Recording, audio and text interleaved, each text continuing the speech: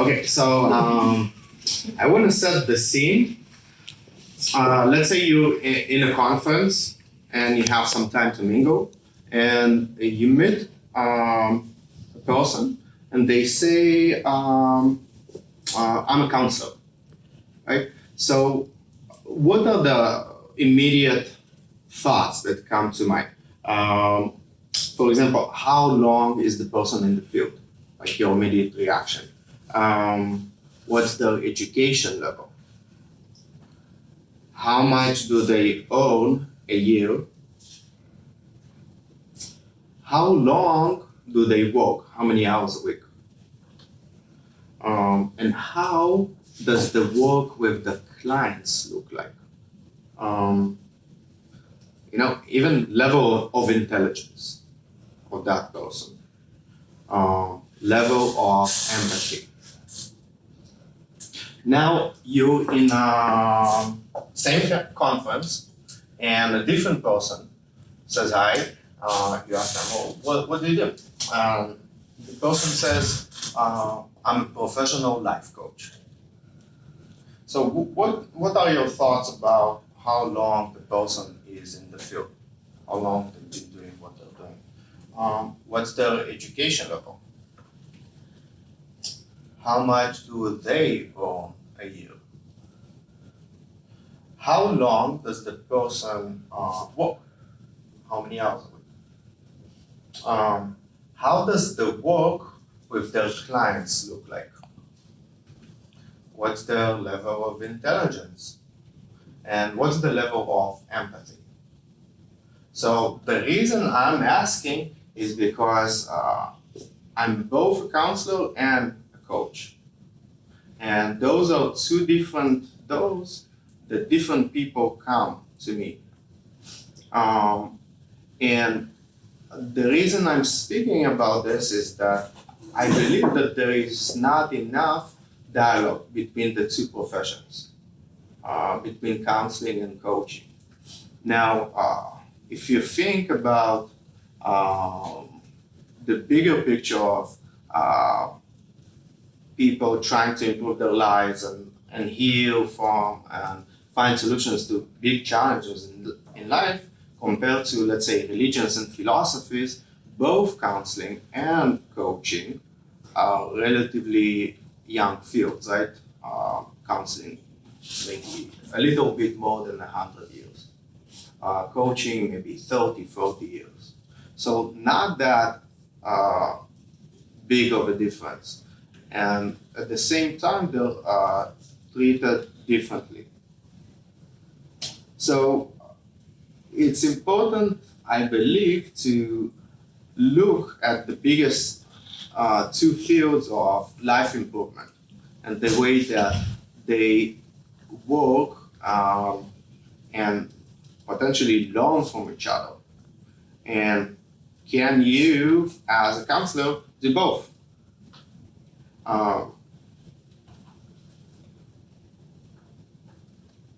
So first, it's important to look what are the differences, and later on, what are the commonalities as well. So the prevailing clients are approaching therapy. Many times, the session is led by the client in some way. How was your week? And then it goes. And the main, one of the main healing or change allowing factors is the therapeutic relationship, at least through some research. And definitely goals-oriented approach in coaching. What is the outcome that you would actually look like? And let's make it very clear and specific. What are the differences in length of treatment or working with a client?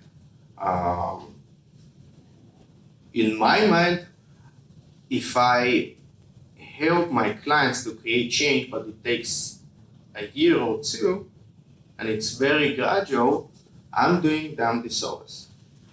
I want to be as efficient as possible to create the specific changes that they want in their lives.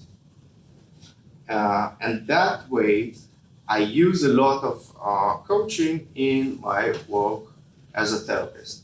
At the same time, it really helps me in coaching to go sometimes a bit deeper. Now, and that's a bigger issue. Going deeper, pretty much, if you go to any website of a coach or you go to any coaching training, they talk a lot about, well, this is not counseling, right? We don't talk about the past so much. Definitely do not explore trauma. We refer out if we need to. And in counseling, it's kind of the opposite. Let's get deep. Process versus content. We're not very interested in hearing, grocery lists of things that happen. What's underlying causes, right? What's your emotional process, your thoughts, and I think both are important, right? If you want to create change, you have to go deeper. It's not enough just to set goals, because if it was easy, people would be needing coaches or therapists. And that kind of work definitely affects the length as well. Coaching can go for 12 sessions, right? Let's make things happen fast. And counseling, I'm curious, how long do you see clients on average? 6 hours a day. 6 hours a day? Mm-hmm. One client? No. Oh. Sometimes 3 hours a day, depending if it's intensive. Mm-hmm. And one client, how do you see the client for, the duration? Are you asking of success or when they stop coming? When they stop coming. Because there's a difference. Yeah. Well, both. Okay. On average, how long they come to see you before they stop coming? Usually a couple months. Couple months? In my field, it's about 18 months usually for that transition. Yeah. You know, the first thing that John Gottman said in his training, and I still remember it, he said it's not enough to create a change in counseling for a couple. It needs to be a big enough of a change for it to be actually successful. Because if they fight a little bit less, so yeah, that's evidence-based treatment, that's successful, but it's not really enough for them. So I think the efficiency of counseling is important as well, as in coaching. And people, it's difficult to keep on fighting, for example, in couples counseling for months until you actually see change. So can I do something for them to actually experience it during the first week so that they would actually come back, right? And could do longer, deeper work. Let's talk about money, because I didn't talk about money in 3 years of counseling education. And when I talk to my colleagues, they do not want to talk about how much they charge. And I think that's important because that's a job. In coaching, people talk about these very freely. So that's a big difference that I see. I think that I did this very interesting workshop once about money and counseling, and there's this prevailing idea of the work needs to be done in the trenches, right? And heard some counselors saying, "Oh, I didn't charge that person for a while, for a few months now, because they really need it." And I'm thinking about putting the oxygen mask on yourself first, and if you're burned out and you don't have money to, and if you're struggling, how sustainable it is as a counselor. What are the fees that you charge or your agencies charge? I'm curious. for my agency, they do a sliding fee scale, so you can apply to, based on, income, you can get a reduced rate, but flat rate is $150 for an assessment and $100 an hour. That's pretty across the Yeah. board. Yeah, that's what we charge, $150 for an assessment, the intake assessment, and then right at $100 for individual therapy, an hour, and then group therapy is much less, but with 6 people in a group, you can still make that $100 an hour. And anyone is in private practice here? I'm going to be, I'm starting, yeah. How much are you going to charge? Right now, $100 an hour. So, and it's actually in the ACA ethics to base your fees approximately on how much is charged around you in the same city. Now, that's not the case in coaching. You can just charge whatever you want. And quick math, I know people that charge $50,000 for a year. For a client. Now you can say, well, that's ripping people off, and like, what about the people that definitely can afford that? Well, you can work, with 5 clients a year, make $250,000, and have 20 hours to do pro bono work, right? And donate to charity $50,000, whatever you want, right? So. Can that be combined? So just something to think about. So the commonalities between coaching and therapy. There is definitely cross-pollination. How do you say cross-pollination? Yeah. So they affect each other. I think the main 2 ingredients of coaching is athletic coaching, and also the active approaches for marriage and family therapy, like strategic, solution focused, structural things that you have a very clear agenda, what you want to see, and you're being active as a counselor. And for me personally, that's very interesting because I get both just listening and nodding. And I think it's helpful to some extent, and it's interesting to see people create changes faster.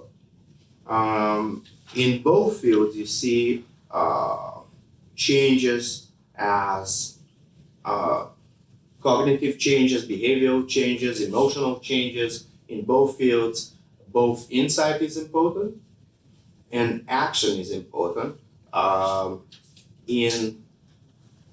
Generally, I see in counseling, insight and processing being way more important. And if there's some action change in real life, that's bonus, right? And in coaching, that needs to happen. This is mandatory, right? If you can find a job for 2 years, but you want to, it's not enough to talk about how difficult it is for you emotionally to find a job, but let's find you a job, right? What do you actually want to do? So in my mind, they can be very complementary. And I'm thinking about the field in the future, and that should be explored as well, of are they moving closer to each other, especially many counselors seeing the possibilities with coaching, maybe being discouraged for not seeing change, even when seeing clients for 18 months. Like, everything is the same. There is some venting that's happening for now, and then we just talk about the same thing next week, right? And it's so satisfying for me, both as a counselor and a coach, to see change happen in a few months. And not to say that it's a magic button, right? Deep change needs to happen. But what happens to a client when they create this stack of successes, right? And say, well, I was able to achieve this and this and this. I guess I'm not what I thought I am. So I'm curious, when I did the quick exercise at the beginning, did you have different thoughts about the coach and about the counselor, or was it the same? What were the differences?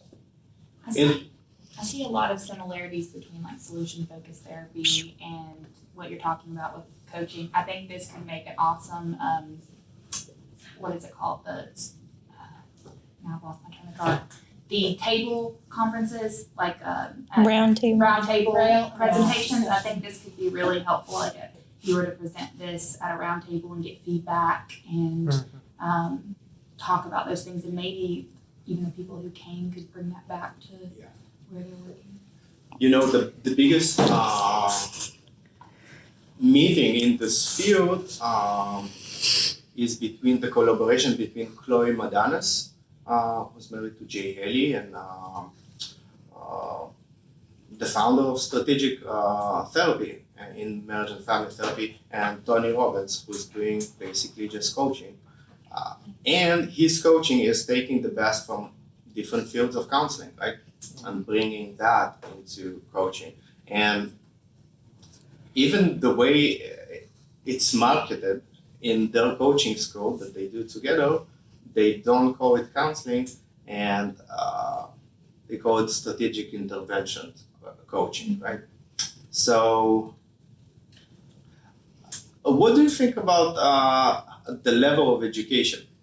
How much education does the person need to be able to help others? As a coach? As any person in any field, coach or counselor. I Well, think a counselor needs a master's degree, at least. To be efficient, there is definitely legislation as well. I think it depends on the education. I talked with someone recently who had a bachelor's in music therapy, and literally from freshman year, they were already out doing clinical work, like doing groups. And it like amazed me because my undergrad was just mostly theories and research. And so if someone had my bachelor's, I'd be like, they're not qualified. But talking to that person who had 4 years of clinical work and a bachelor's, I think she's totally qualified. So they just think that kind of goes back to in Parsons' class of like the requirements and the programs. Yeah. So you need to be very qualified to be actually helpful, right? The question is how much is enough and how much is good, right? And the bar is very low for coaching. You can get a free certificate with a few hours of training, right? Is that enough? And when I'm doing private practice and when my clients call me, I've been asked maybe 3 or 4 times about my certification or diplomas. Like no one cares. People care if this is where they are and this is where they want to be, and if I can help them get there efficiently, and if I did that with adults already. I think one point of this is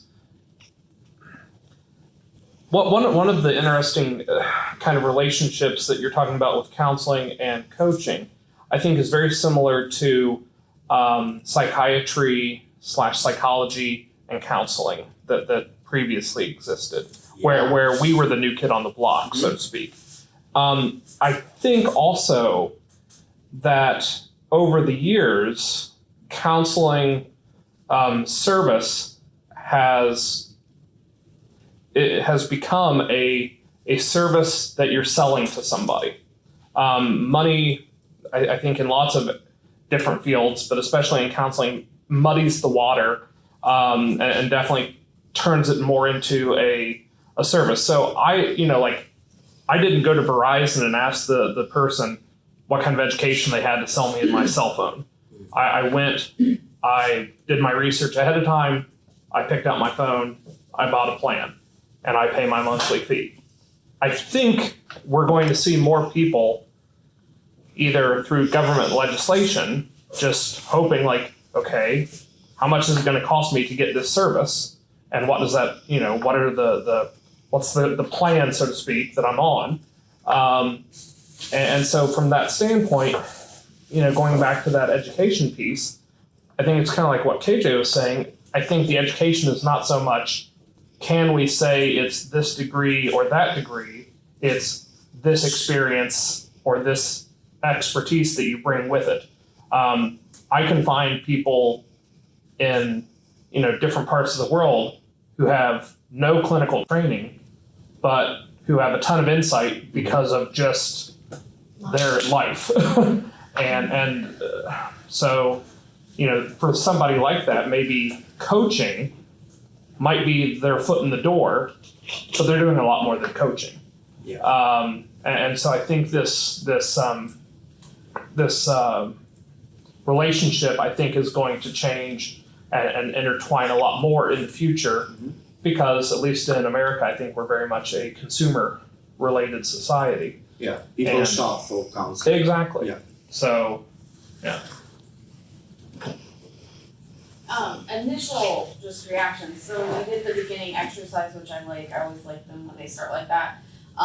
When you describe the counselor, everything you were saying, I would automatically think to discuss is there, except the money, because I don't know why, but you're right. Like, the money kind of talk is like nobody likes to talk about it. It's like a taboo. Yeah. And I'm trying to create my own thing to go do trainings and just trying to see what other people charge to do trainings, and nobody will give you a number.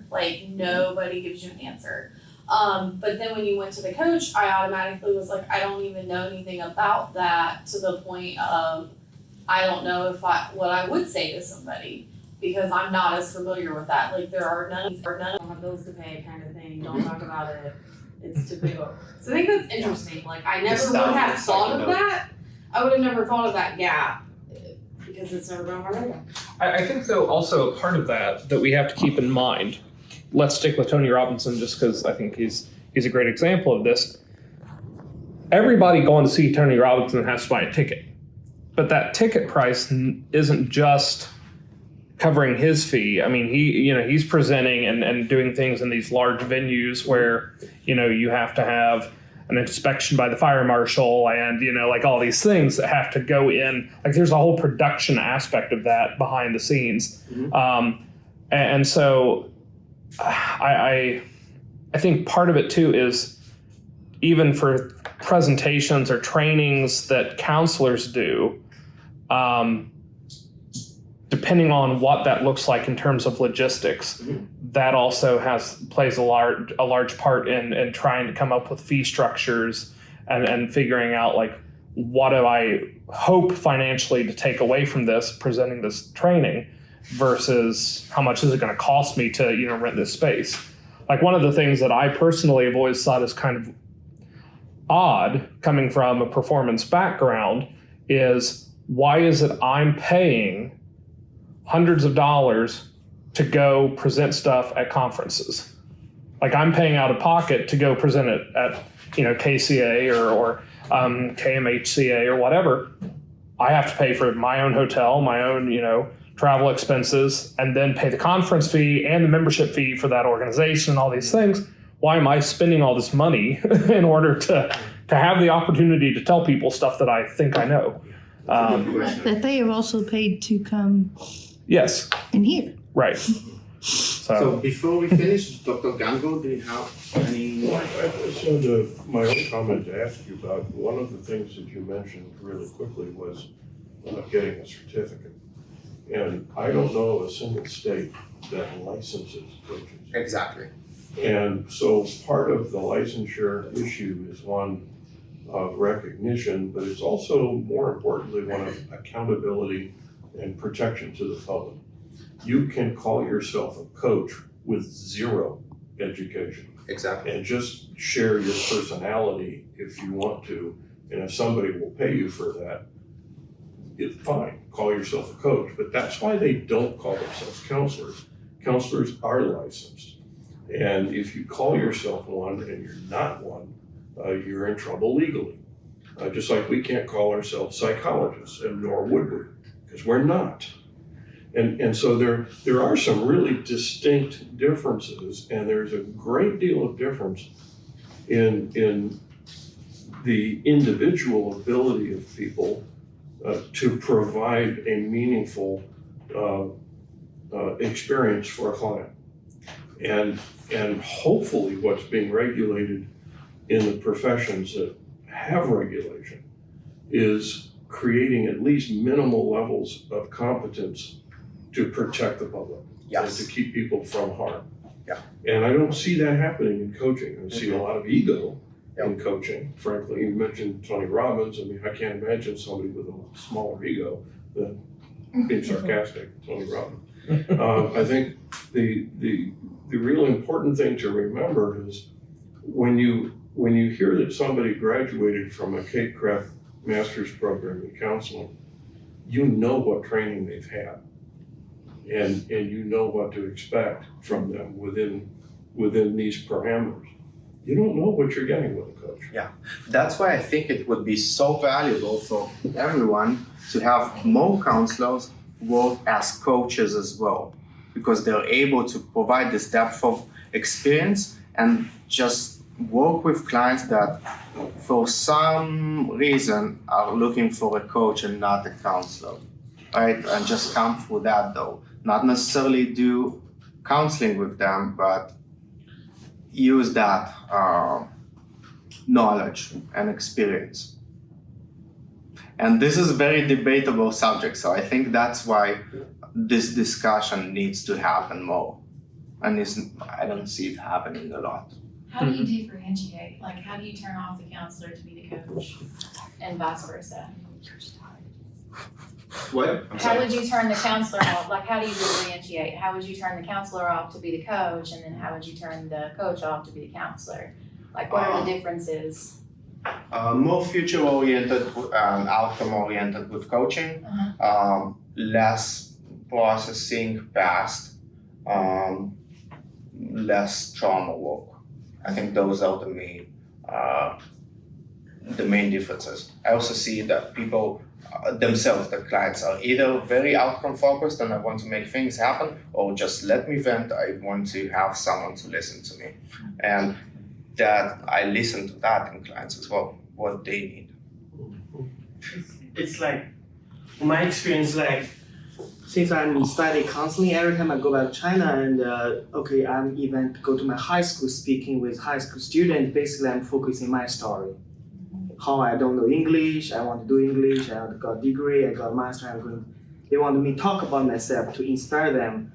And I kind of draw from that. It can be potential, like if I can be life coach to really approach those people in that manage, because they don't recognize those counseling kind of thing. And I think it's life coaching more focused myself, talk about how glory, like how praise myself. And being counseling, we focus on client. The center would be the relationship between you and me, or the center would be clients. So I think that's something like, I kind of really interested to hear that, and I really to see how can I draw from counseling to be use a life coach intended to reach more people, because you interested to join me, and I don't see anyone just say life coach one-to-one. I always see a large group of people see one life coach. So I think there's some practical concerns here. You ask how can you turn off being a counselor and being a coach and vice versa. The outfit that provides my liability insurance did so as a counselor. And if I say for a moment that I'm coaching someone, I'm not counseling them, and that person takes umbrage and decides to sue me, my liability insurance is going to say, well, what's going on here? This person says you were their coach, but you're a licensed professional counselor. You're not covered if you're coaching. And I actually am. well, I think it's going to be up to your insurance company. Yeah, they provide different insurance for coaching and for. Well, but the point being then which insurance policy are you operating under?